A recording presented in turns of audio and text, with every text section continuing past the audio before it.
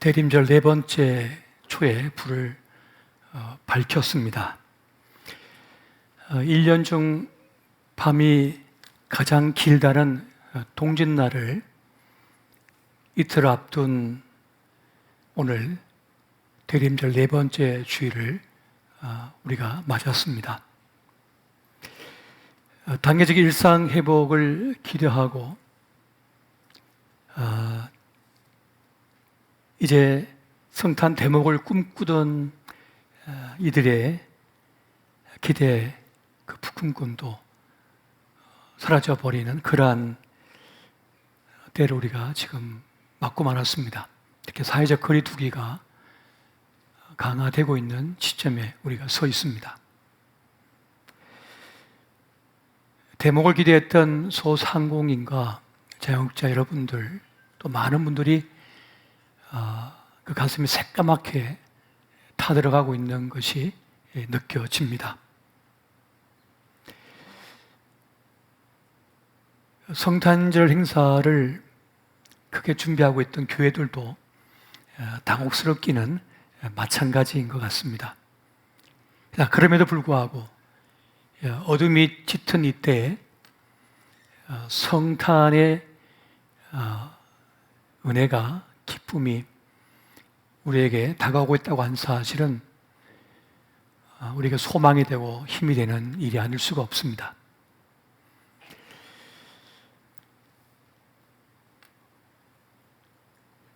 성탄 절기를 앞두고 주변을 살펴보고 또 인터넷이나 또 뉴스를 바라보게 되면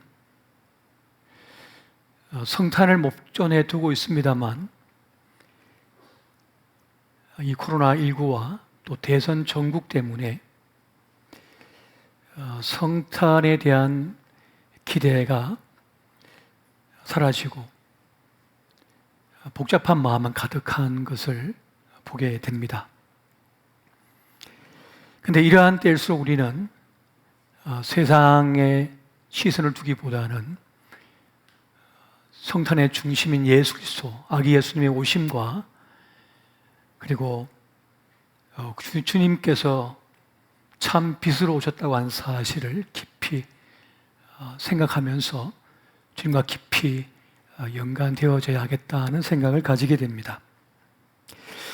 함석헌 선생님은 얼굴이라고 하는 그의 시에서 거리를 지나가다 만난 사람들의 얼굴에 대해서 이렇게 묘사를 하고 있습니다. 우멍한 얼굴, 뻔뻔한 얼굴, 간사한 얼굴, 실망한 얼굴, 병에 눌린 얼굴, 학대받아 쭈그러진 얼굴, 독살이 박힌 얼굴. 얼굴 하나 보고 가자는 것이 인생인데 왜 다들 이렇게 되었나 하는 그런 시입니다. 세상에서 가장 행복한 사람의 얼굴은 어떤 모습일까요? 많은 것을 소유한 사람, 명성을 가진 사람일까요? 근데 실상은 자기 얼굴빛을 찾은 사람, 그 사람이 가장 행복한 사람의 얼굴이 아닐까 싶습니다. 나 있음을 매 순간 경험하는 사람, 나에게 풍부되어진, 주어진 생애를 오롯이 살아내는 사람. 다른 말로 하면 사람들에게 존중받고 인정받고 사랑받고 사는 사람, 칭찬받고 사는 사람, 그 사람들의 얼굴에는 빛이 나고 생기가 도는 것을 보게 됩니다. 이것이 가장 행복한 얼굴이 아닐까 하는 생각을 가집니다. 1700년대에 아주 탁월한 음악가가 한 사람이 있었습니다. 그런데 어느 날 그가 뛰어난 재능에도 불구하고 슬럼프에 빠집니다. 늘 만석이었던 그의 연주회가 어느 순간부터 빈자리가 생기기 시작하고 사람들이 찾아오지를 않는 것입니다. 그듭 실패하면서 빚만 늘어가고 사람들의 기억 속에 그가 사라져가기 시작합니다. 그런 좌절감에 병이 들고 맙니다. 그렇게 최악의 상태에 빠졌을 때 아일랜드 더블린의 한 작은 음악 단체로부터 작곡 의뢰가 들어오게 됩니다. 그 의뢰는 친구였던 찰스 제닌스가 그에게 기회를 준 것이었습니다. 그러면서 그는 책을 한 권 줍니다. 이 책을 읽고 다시 한번 음악 인생을 재기해 보시게. 그가 주고 간 책은 바이블, 성경책이었습니다. 그런 절망의 구렁텅이에서 성경을 읽게 됩니다. 그 성경을 밤낮 없이 읽으면서 24일 동안 침식을 익은 채, 잊어버린 채 곡을 쓰기 시작합니다. 그렇게 탄생한 곡이 바로 핸델의 메시아가 됩니다. 이 메시아가 런던에 초연되었을 때 영국 왕 조지 2세가 이 할렐루야 코러스를 들을 때 자리에서 벌떡 일어나 버립니다. 그 웅장한, 그 위대한 그 음악의 메시지에 매료가 되어버린 것이죠. 그 감동 견딜 수가 없었던 거예요. 그랬더니 그 옆에 있던 신하들과 온 군중이 일어서게 됩니다. 그래서 이 할렐루야 코러스 부분에서는 모든 사람이 일어서는 그런 역사를 남기게 됩니다. 이 메시아의 첫머리에서 바로 너희는 위로하라, 내 백성을 위로하라, 너희의 하나님이 말하노라 하는 이사야 40장 1절의 말씀이 선포되고 있는 것을 보게 됩니다. 핸델은 성경을 읽으면서 그 말씀을 통하여 하나님께서 우리 인생들에게 무엇을 말씀하신지를 깨닫게 되었습니다. 그것은 바로 위로하라, 내 백성을 위로하라 라는 것이었습니다. 다시 말하면 우리를 향한 삶에 지쳐 쓰러진 인생들을 향하여 주님께서 주시고자 하는 것은 바로 살려내시는 하나님의 위로였다고 하는 것을 핸델은 깨달았던 것이었습니다. 그렇게 핸델은 친구 찰스 제닌스를 통하여 하나님의 위로를 경험했고 또 위로받은 그 경험을 바탕으로 또 위로하는 그런 음악가가 되었던 것이었습니다. 이 시간 삶에 지쳐 힘겨우신 분, 여러 가지 사건들로 인하여 마음이 무너지신 분, 눈물 골짜기를 지나 어둠의 터널을 지나고 계신 분이 계시다면 하나님의 위로하심에 함께 하시기를 예수 이름으로 축원드립니다. 누가복음 2장 25절을 보면 아기 예수님을 기다리던, 탄생을 기다리던 시몬이라고 한 사람이 등장합니다. 성경을 이렇게 말씀합니다.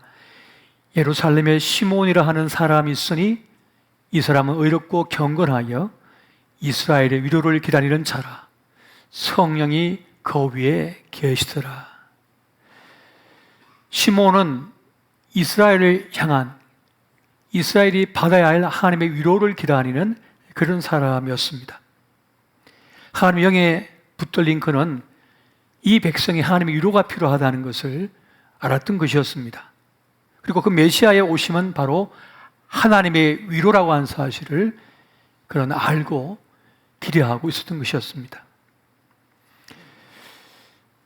이번 주 말씀을 준비하면서 어떤 메시지를 전해야 될까 기도하는 가운데 주님께서는 저에게 위로하라, 하나님의 위로를 전하라라고 하는 그런 메시지를 저에게 주셨습니다. 코로나 팬데믹을 맞은 지 지금 2년째가 되었습니다.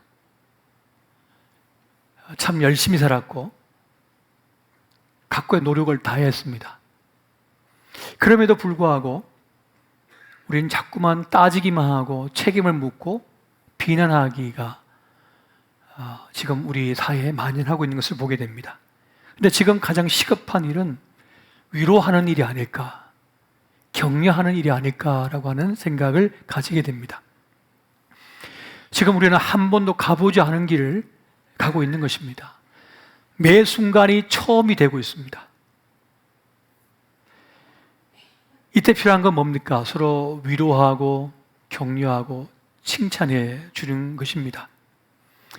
정말 힘들 때 어떤 큰 일이 도움이 되는 게 아니라 격려하는 한마디만 해주어도 살 힘이 나고 용기가 솟는 것을 우리가 경험하게 됩니다. 여러분, 어차피 삶에는 완벽한 답이 없습니다. 완전한 인생도 없습니다. 산다는 건 후회와 실패의 반복이기 때문에 그렇습니다. 잘 산다고 하는 것은 실수하지 않음을 의미하는 것이 아니라 내가 직면하고 있는 문제보다 내가 더 소중한 존재라고 하는 사실, 내가 더 크다라고 하는 사실을 기억하는 것입니다.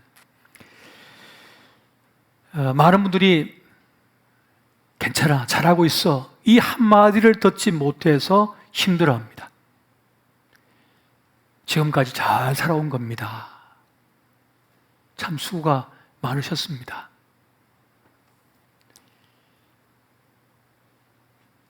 이만하면 괜찮은 인생이에요. 더 멋지고 잘 필요 없습니다. 이 한마디가 필요한 때를 우리가 살아가고 있는 것입니다. 세상에서 제일 폭력적인 말이 뭐답다라고 하는 말이라고 합니다. 남자답다, 여자답다, 선생답다, 학생답다, 구림답다. 근데 사실 다 처음 살아보는 인생이라 다 서툴거든요. 아버지로서 서툴고 어머니로서 서툽니다. 며느리로서도 서툽니다. 사회로도 서툴고 다 서툽니다. 그래서 실수할 수도 있는 것인데 완벽을 요구해버려요. 그러다 보니까 사랑받지 못하여, 인정받지 못하여, 위로받지 못하여 가진 슬픔이, 아픔이 너무 많은 세상이 되어버렸습니다. 한번 제가 구약 교수님실에 조교를 맡은 적이 있는데, 이 신학생실이 참 어렵잖아요. 저는 부모님도 반대하시고 가족도 다 반대했기 때문에 제 은사 되시는 목사님 교회 옥탑방에서 먹고 자고 하면서 신학을 공부했는데, 그러다 보니까 가진 것이 없으니 아르바이트를 여러 개를 떼어야 했어요. 도서관 책을 꽂아야 됐고 새벽엔 세차를 해야 했으며 교수님 방에 조교 일을 했어요. 그러니까 너무 피곤한 거예요. 그래서 방청 교수실 청소를 다 하고 난로가에서 잠이 들어버렸어요.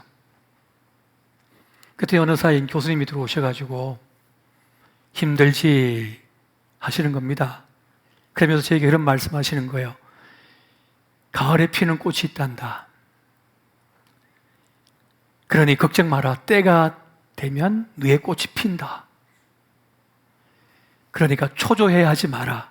이 말씀을 해주시는데 그 말씀이 얼마나 위로가 되고 힘이 됐는지 모릅니다. 인간은 무에서 온 존재이기 때문에 없음에 대한 공포가 있다 그랬습니다. 두려움이 있는 거예요. 그래서 무엇인가를 자꾸 채우려고 해요. 무엇인가 자꾸 소유하려고 하는 거죠. 그래야만 안심이 되기 때문에 그렇습니다. 하지만 인간은 결핍의 존재인 것은 사실입니다. 그래서 육체적으로 음식과 물과 산소가 필요한 것처럼 영적으로도 우리 내면에는 사랑이 필요하고 위로가 필요하고 칭찬이 필요하고 격려가 필요한 것입니다. 사실 사는 것이 힘들어서 힘든 것이 아니라 위로가 없어서 힘들다는 말이 있습니다. 누군가 나를 인정해 주시고 그게 내 칭찬을 격려해 준다면 살 힘이 생기는 것이죠. 얼마든지 버틸 수가 있는 것입니다. 남편은 아내에게 또 자녀들에게 위로를 받고 싶어 합니다. 이 가장으로 살아낸다고 하는 것이 얼마나 힘든 일인지, 직장에서 일을 해서 가정을 부양하고 존경받고 사랑받는 남편으로 선다는 것, 존경받는 아버지가 된다고 하는 것이 얼마나 힘든 일인지 알아주기를 원해요. 경쟁이 치열한 이 밀림과 같은 정글과 같은 세상 속에서 언제든지 도태될 수가 있고 버려질 수가 있는 이 살벌한 세상 속에서 살아가고 있음을 인정받고 싶어 하는 거죠. 근데 사실 이 위로라고 하는 것은 그렇게 어렵지가 않습니다. 그냥 알아주기만 하면 됩니다. 인정만 해주면 되고 이해만 해주면 되는 것이죠. 그 수고와 애씀을 알아주면 되는 것입니다. 마찬가지로 아내도 남편에게 위로를 받고 싶어 합니다. 또 인정을 받고 싶어 합니다. 집에서 뭐 하는 일 있어? 하지만 할 일이 많지요. 남편을 뒷바라지 해줘야 되고 아이들을 키워내야 되고 가정을 지켜야 되고 또 요즘 맞벌이 시대라 보니까 또 직장까지 나가야 되니까 일이 2중, 3중 그렇게 진두르고 있습니다. 그러니까 얼마나 힘겨운가요? 그것을 남편이 알아주기를 원하고 또 사람들이 알아주기를 원하는 것입니다. 근데 많은 분들이 그러죠. 나도 다 해봤어. 누구 며느리 안 해봤어. 누구 자식 안 키워봤어. 이런 말을 한단 말이죠. 근데 그렇지가 않고 각자가 당하는 것은 각자의 짐이니까 어려움이 있는 것입니다. 우리의 자녀들도 부모님에게 위로받고 싶어 합니다. 인정받고 싶어 합니다. 그런 말씀들을 하신 분들이 있어요. 야, 요즘 군대가 군대인가? 근데 아이들이 힘들어 하거든요. 힘겨워하고 있습니다. 열심히 공부했지만은 이 취업의 가문이 너무 좁아가지고 좋은 직장을 얻고 싶은데 얻을 수가 없는 거예요. 마음과 꿈의 날개를 펼치고 싶은데 이게 잘 안 되는 거예요. 그래서 그 슬픔, 아픔 이겨내려고 게임 좀 하려고 치면 게임에서 밥이 나오냐 떡이 나오냐 하면서 걱정되니까 여러 가지 말들 던지는데 그것이 또 비수가 돼가지고 그 관계를 멀어지게 하는 아픔도 있는 것을 보게 됩니다. 혼자서 아이를 키우는 이 싱글 맘들이 있습니다.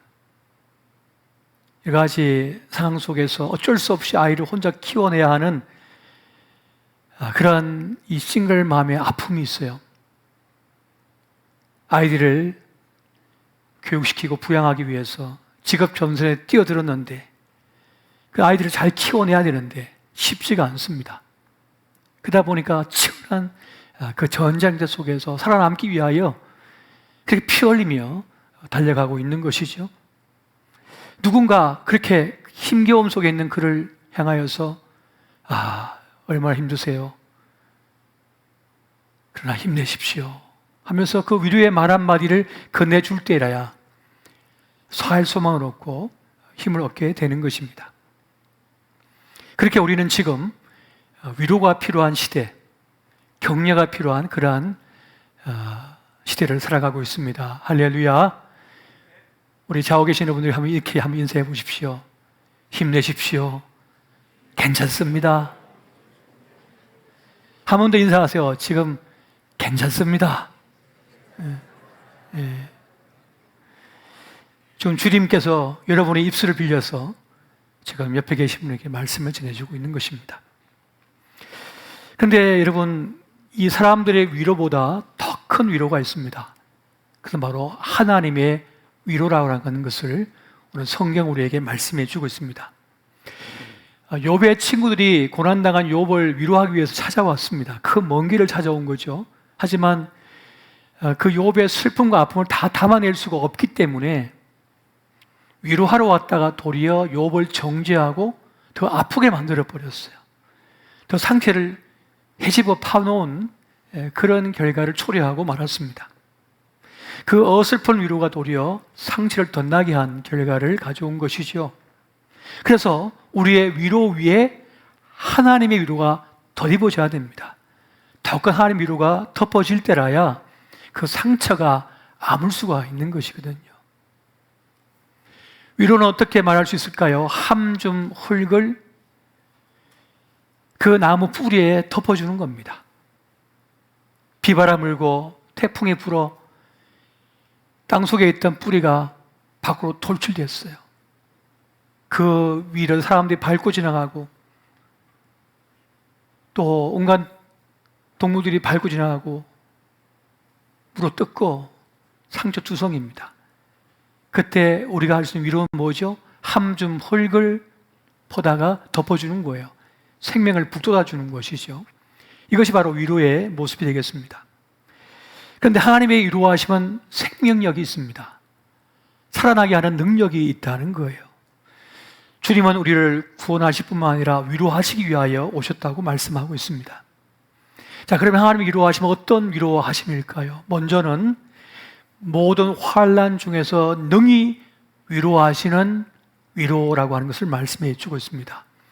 우리 고린도후서 1장 4절 말씀을 같이 한번 보겠습니다. 자, 시작. 우리의 모든 환난 중에서 우리를 위로하사 우리로 하여금 하나님께 받은 위로로서 모든 환난 중에 있는 자들을 능히 위로하게 하시는 이시로다. 아멘. 아픔을 당했고 어려움을 당했는데 그 아픔과 슬픔이 깊은 이유는 그 아픔을 인정받지 못했기 때문입니다. 아픈데 그 아픔을 인정받지 못하는 거예요. 힘겨운데 그 힘겨움을 인정받지 못하는 거예요. 또 주님은 하나님의 위로하심은 그 아픔을 인정하는 것입니다. 그 슬픔을 위로하는 것입니다. 사람들은 세리장인 삭개오를 손가락질만 했지 그 아픔을 알아주지 않았습니다. 한낮에 우물가에 찾아온 그 여인, 사람들은 그를 정죄하기만 했지 그 슬픔과 아픔을 알아주지 않았습니다. 그냥 주님은 찾아가셔서 만나주셨습니다. 그 아픔을 받아주신 거예요. 바로 하나님의 위로하심은 바로 이것입니다. 우리의 아픔, 우리의 고뇌, 우리의 슬픔을 아신다는 거예요.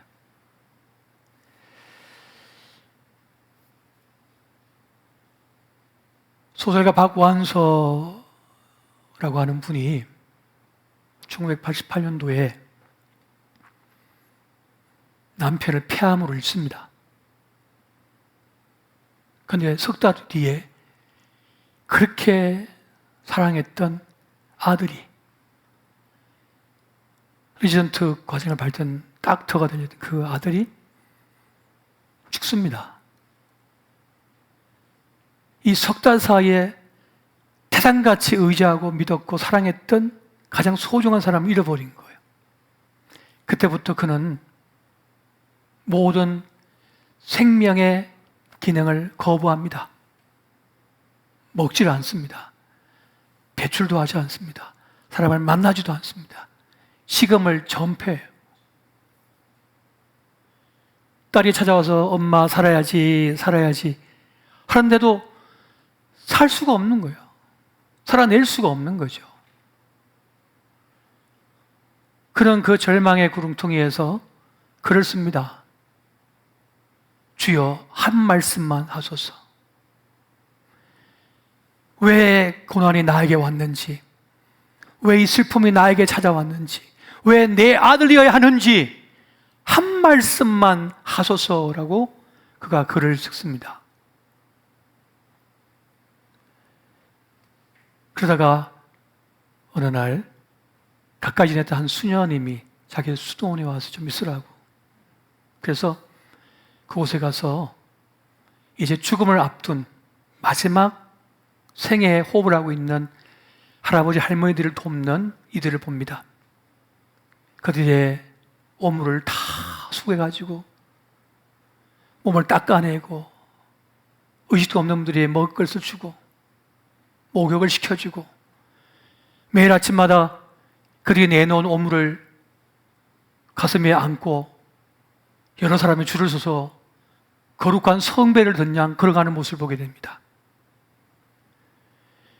그것을 지켜보던 그는 하나님의 음성을 듣게 됩니다. 그 한마디를 듣고 그는 용기를 얻습니다. 하나님의 위로를 경험하게 됩니다. 사실 많은 말이 필요하지 않습니다. 한마디만 들어도 사람은 살 수가 있습니다. 근데 그 한마디에 인색한 것이 인간이고 그 한마디를 듣지 못하여 죽는 것이 또한 인생입니다. 그러면 우리는 하나님의 말씀에 집중해야만 합니다. 세상 소리 다 내려놓고 하나님의 음성에 귀를 기울여 그 한마디만 들어도, 그 위로의 한 말씀만 들어도 살 수가 있습니다. 살아날 수가 있는 거예요. 저도 그 고학생 시절에 어려움 속에 처했을 때 그만둘까라고 하는 그러한 힘겨운 때를 지날 때 주님께서 저에게 내가 너를 택했다라고 하는 그 한마디에 모든 슬픔도 아픔도 염려도 고난도 겪어낼 수 있는 용기와 담대함으로 전까지 올 수가 있었습니다. 환난 중에 능히 살아내게 하는 하나님의 위로하심, 바로 그것이 하나님의 말씀이 있다고 하는 사실을 여러분 기억하시기 바랍니다. 다음으로 하나님의 위로하심은 모든 고난을 능히 견디게 하시는 위로입니다. 고린도서 1장 6절에 보니까 이 위로가 너희 속에 역사하여 우리가 받는 것 같은 고난을 너희도 견디게 하느니라 라고 말씀하고 있습니다. 사도 바울은 환난의 때 하나님의 위로를 경험하게 되었습니다. 그 위로는 그 영혼 깊숙이 내면을 만지는 위로하심이었어요. 하나님의 영이 그에게 임하여 그의 심정을 만지는 거예요. 그의 영혼을 터치하는 거예요. 그 터치가 고난을 버티게 만들어버립니다. 이게 내게 만드는 것이에요. 아무리 많은 유명한 강사가 웃기면서 좋은 얘기 들려주어도 그것이 내 영혼에 영향을 미치는 것은 미비합니다. 그러나 하나님은 우리 영혼을 만드신 분이시고 우리의 창조자이시며 우리를 존재케 하신 분이시고 우리에게 영원한 생명을 주시는 분이시기에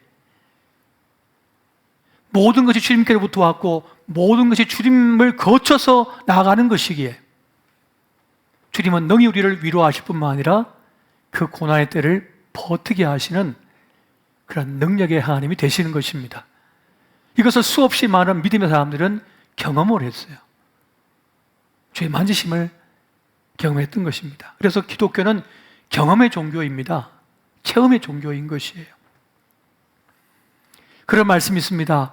우리에게는 하나님 곧 아버지가 계시니 만물이 그에서 났고 우리도 그를 위하여 있고 또한 한 주 예수 그리스도께서 계시니 만물이 그로 말미암고 우리도 그로 말미암아 있느니라.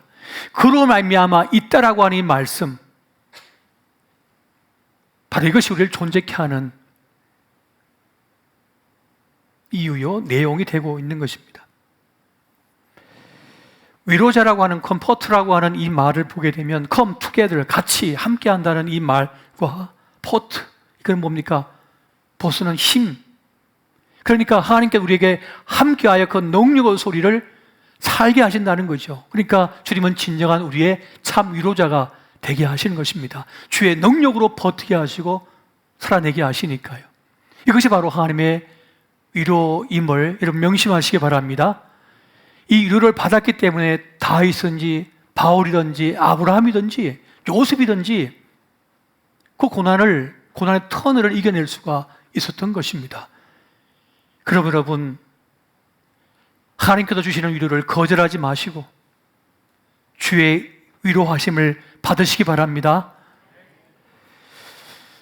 주님께서 우리가 참 위로자가 되시는 또 하나의 내용은 무엇입니까?